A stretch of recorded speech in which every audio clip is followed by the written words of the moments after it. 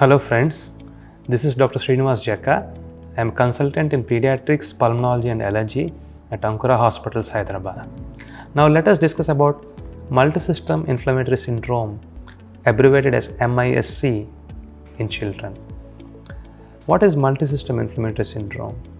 Multisystem inflammatory syndrome is a complication that occurs 4 to 6 weeks after a COVID infection.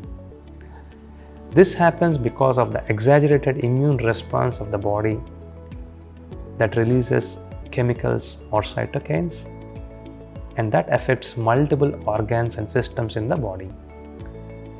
The systems involved include the nervous system, your heart, lungs, liver, kidneys, intestines, skin, and multiple systems can be affected. So how do we diagnose multisystem inflammatory syndrome in children?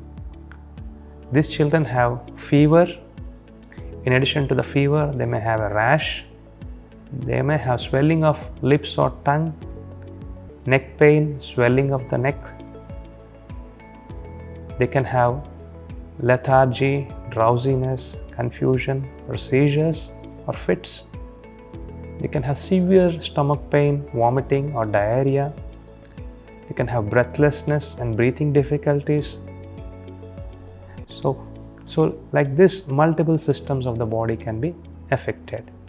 And when your doctor does some blood tests or inflammatory markers, they can be elevated, and antibody tests to COVID can become positive. So based on the above combination of factors, diagnosis of MISC is made. Then how is MISC treated? Children with MISC are usually very sick, and they are usually treated in a hospital in an intensive care setting.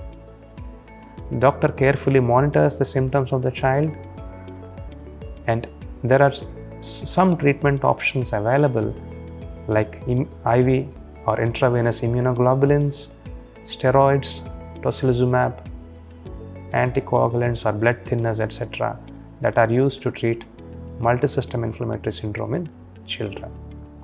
We should remember that multisystem inflammatory syndrome is quite a serious condition, and early diagnosis and treatment will have a major role in outlook and outcome of the disease.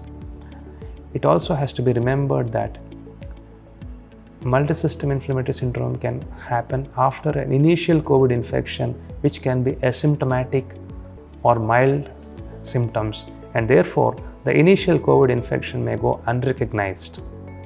So whenever parents recognize this involvement of multiple systems, especially 4 to 6 weeks after a COVID infection in the child or in other family members, they should think about this condition and get appropriate treatment.